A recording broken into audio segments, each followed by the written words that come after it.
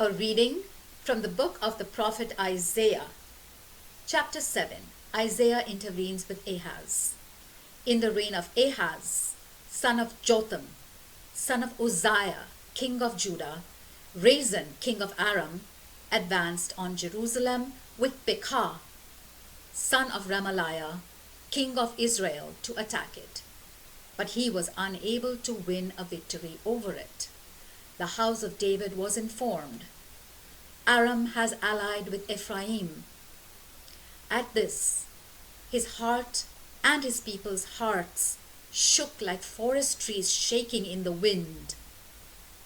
The Lord then said to Isaiah, "Go out with your son, Shear-Jashub, and meet Ahaz at the end of the conduit of the upper pool on the road to the fuller's field, and say to him, pay attention and keep calm. Do not be frightened or demoralized by these two smoldering sticks of firewood, by the fierce anger of Rezin, Aram, and the son of Remaliah, or because Aram, Ephraim, and the son of Remaliah have been plotting against you and saying, let us mount an attack on Judah, terrify it, take it by storm, and install the son of Tabeel there as king.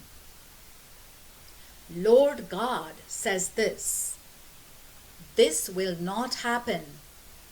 It will never occur, for the head of Aram is Damascus, and the head of Damascus is Rezin. Another 65 years, and Ephraim will cease to be a people. The head of Ephraim is Samaria, and the head of Samaria is the son of Remaliah. If you will not take your stand firm, in faith you will not stand at all. Isaiah intervenes again. The Lord spoke to Ahaz again and said, ask the Lord your God for a sign, either in the depths of Sheol or in the heights above. But Ahaz said, I will not ask. I will not put the Lord to the test. He then said,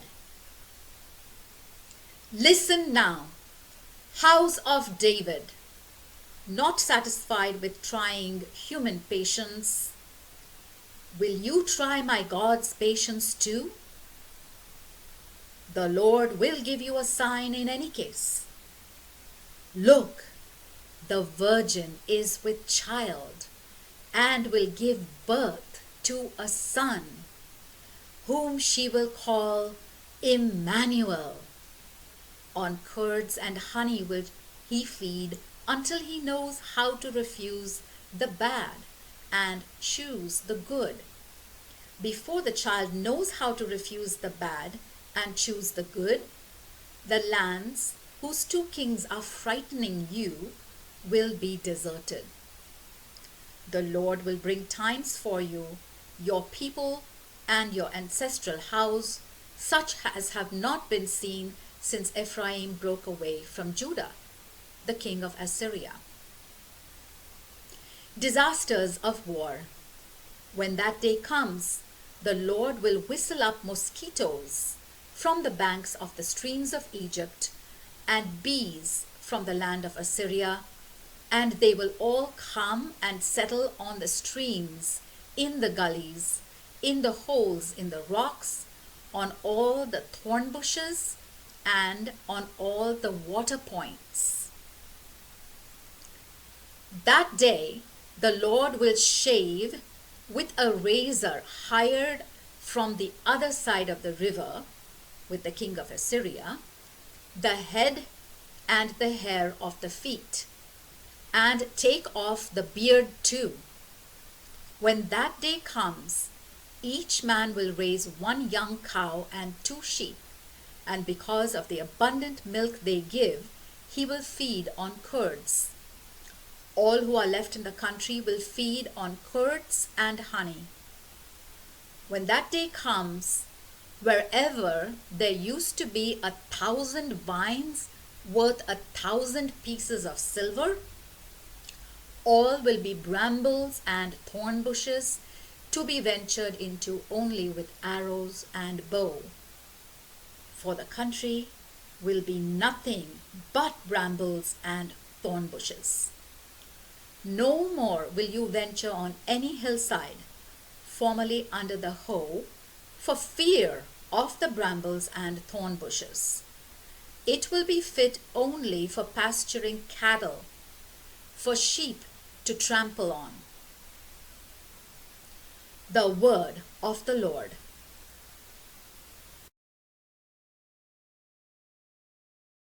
A reading from the book of the prophet Isaiah, chapter 8. The birth of a son to Isaiah. The Lord said to me, "Take a large tablet and on it with an ordinary stylus write, 'Belonging to Maher-shalal-Hash-Baz.'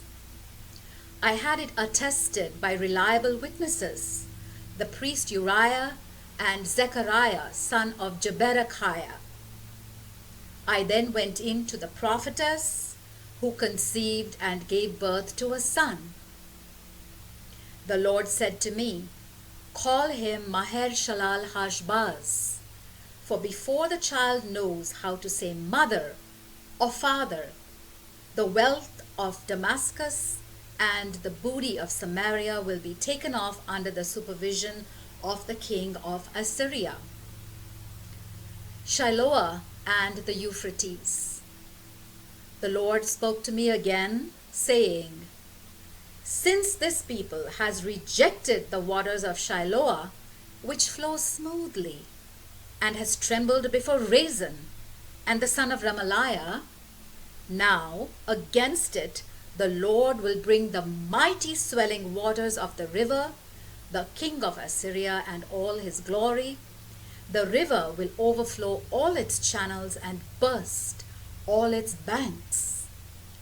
It will flow into Judah as a flood, and passing on it will reach right up to the neck, and the spreading of its wings will fill the whole breadth of your land, Emmanuel. Realize this, peoples, and be afraid. Listen, all members of far-off nations, arm yourselves, yet be afraid. Arm yourselves, yet be afraid. Devise plans as you may, they will come to nothing. Say what you like, it will not occur, for God is with us. A threat to Jerusalem. For this was how the Lord spoke to me when his hand seized hold of me, and he turned me aside from following the path of this people, saying, "Do not call conspiracy whatever this people calls conspiracy. Do not dread what they dread.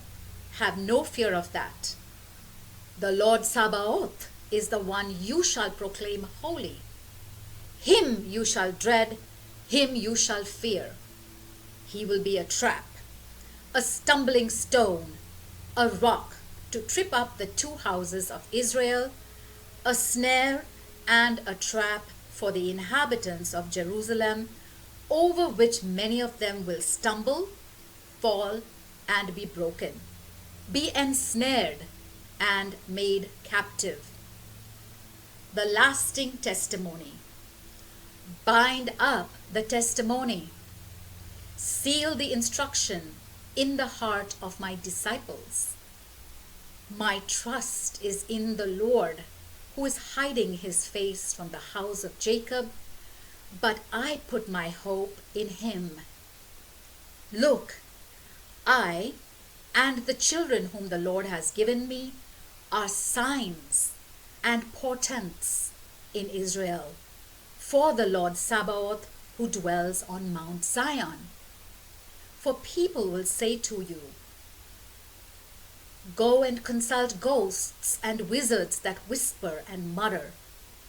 Should not a people consult its gods and the dead on behalf of the living? As regards instruction and testimony, they will certainly speak like this, and so No dawn will shine on them.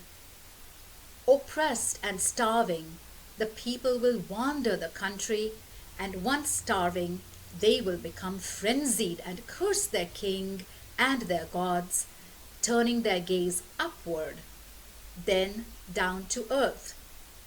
But see, there will be only anguish, gloom, the confusion of night, swirling darkness. Promise of deliverance. For there is no darkness for her who was oppressed.